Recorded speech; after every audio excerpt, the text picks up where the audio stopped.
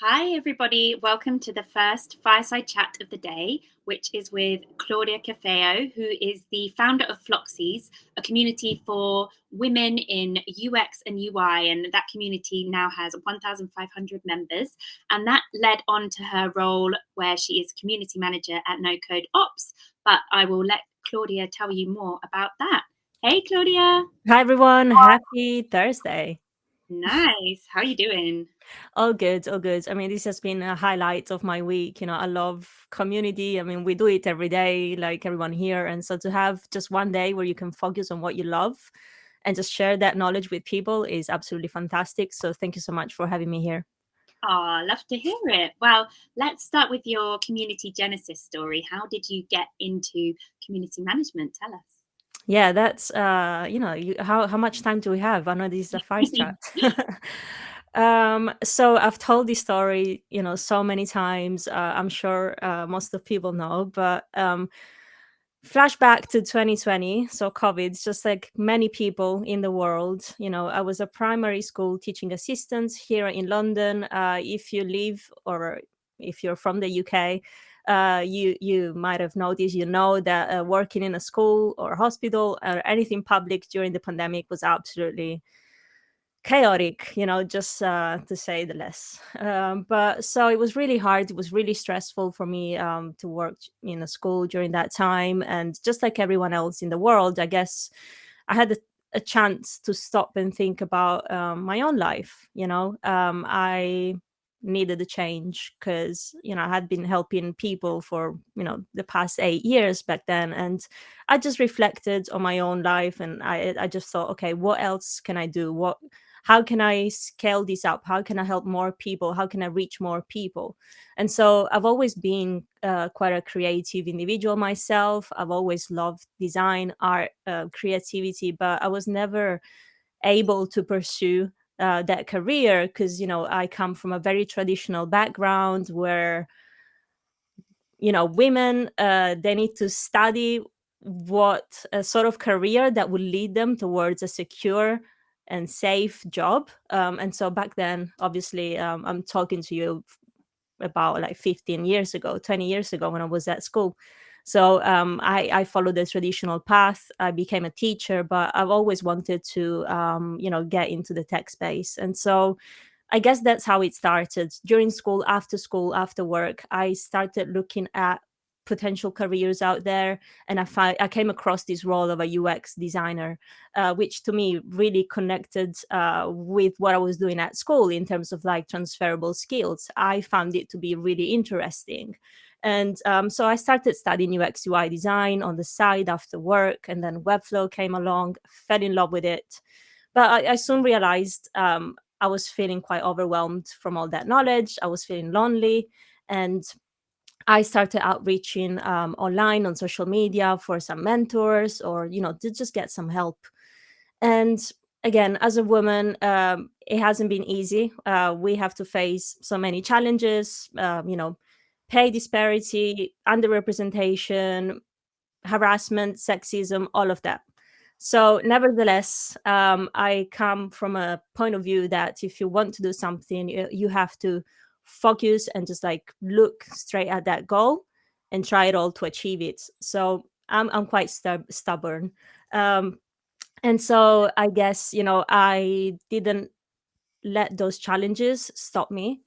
And so that's when I left a message on a design group, and I thought, if these challenges, if this is what I'm facing, just coming from education, from somebody who's never done design before, I'm sure that right now during those times where everyone was kind of moving onto the online space, that same experience was happening to many other women out there. And so that's what I wrote down in a post on a Facebook group.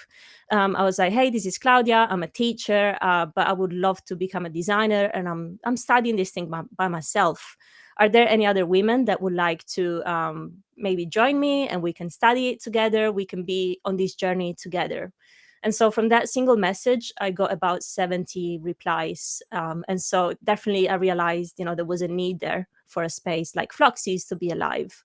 And kind of very naturally, the community came along. So it started off with 70 people.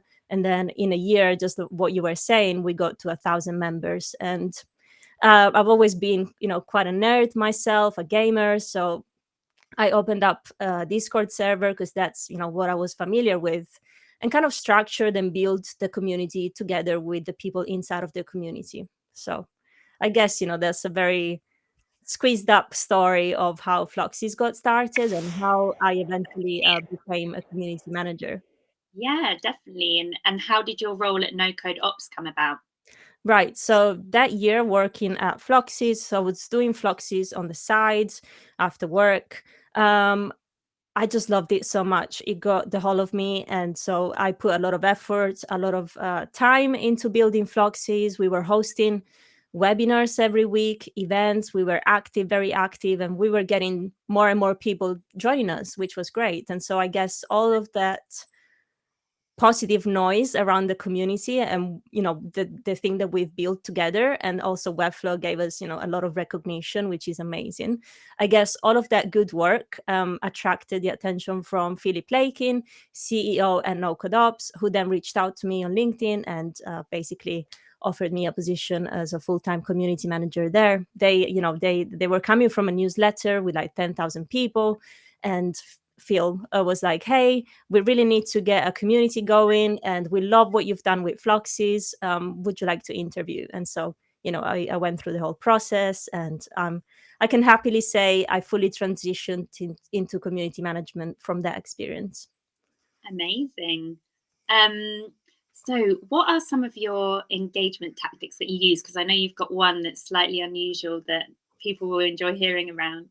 Yeah. So again, bear in mind, big nerd, big gamer. So I love everything that is a little bit out of the box. So at Floxies, we use a metaverse. We have a virtual office, and so members of our community can access the office 24/7. We have a little co-working area where people can just go there and meet. So you have these little pixelated avatars, right? And you can create your own, and you can just join the room and co-work with other people. But also every Wednesday, we host live webinars with influential people from the design, the Webflow, the no-code space. And so we also have an auditorium inside of our office. And so we host these webinars every Wednesday to what we called our Wonder Wednesday.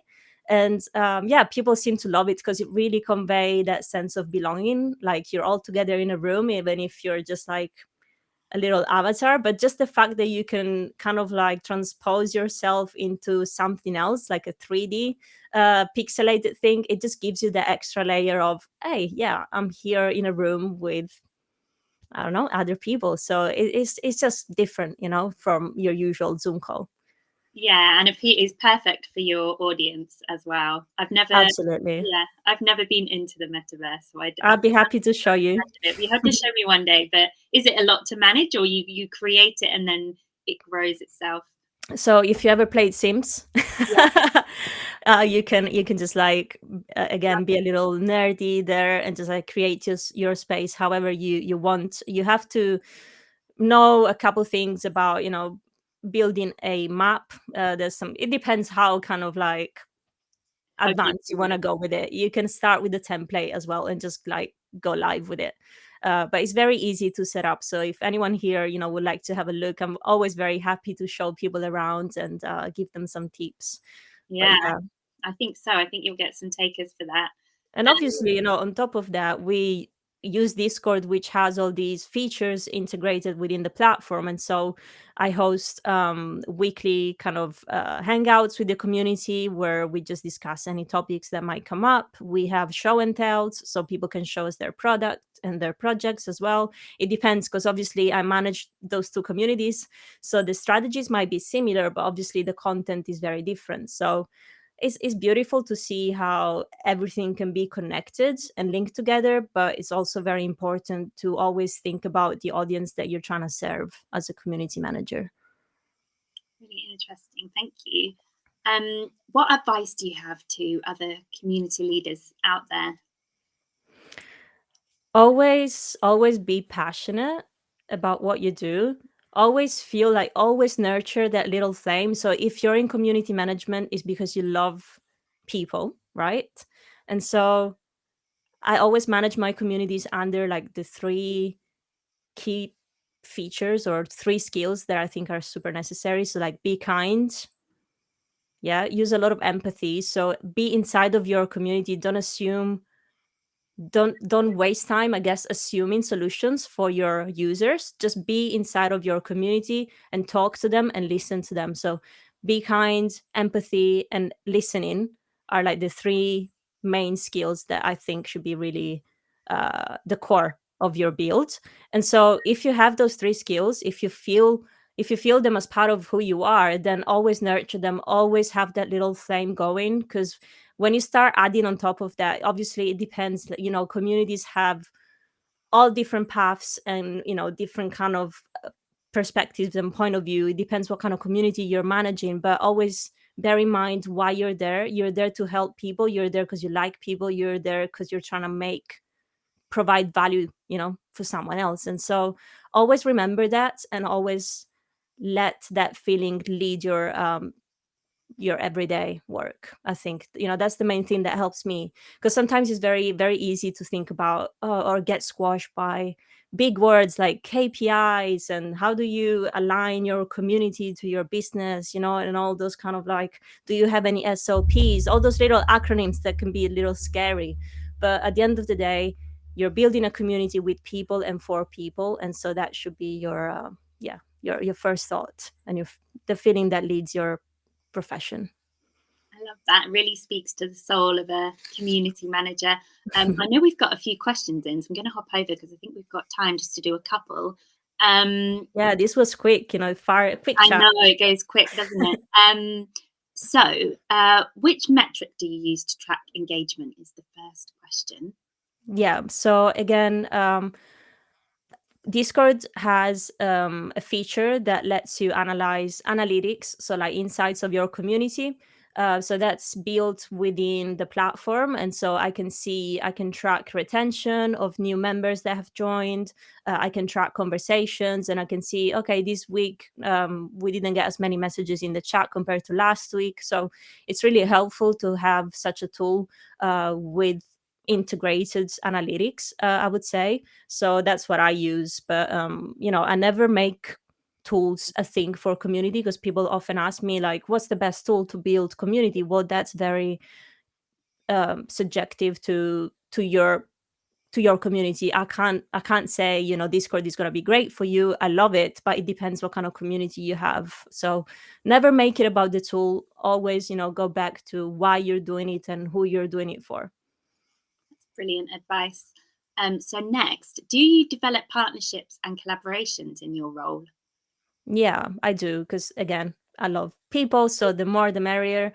And yeah, I look after partnerships as well. Actually, at NoCodeOps, we're partnered up with a couple educational agencies out there. So like 9X, we've done an API bootcamp with them, and we're also partnered up with Pretty Simple. We host office hours and an event called Automation Brew every Friday. So it's good to use partnerships as a way to engage your communities as well, because obviously you're building new opportunities for the community. And also at Floxies, we're partnered up with Bite Size UX, so they're coming. As for example, this month we're doing a whole month dedicated to UX workshops, and that's being provided by them and hosted by us. And so you use partnerships as a part of your engagement as well, because you're building yeah, as I was saying, new opportunities for the community. So they go together.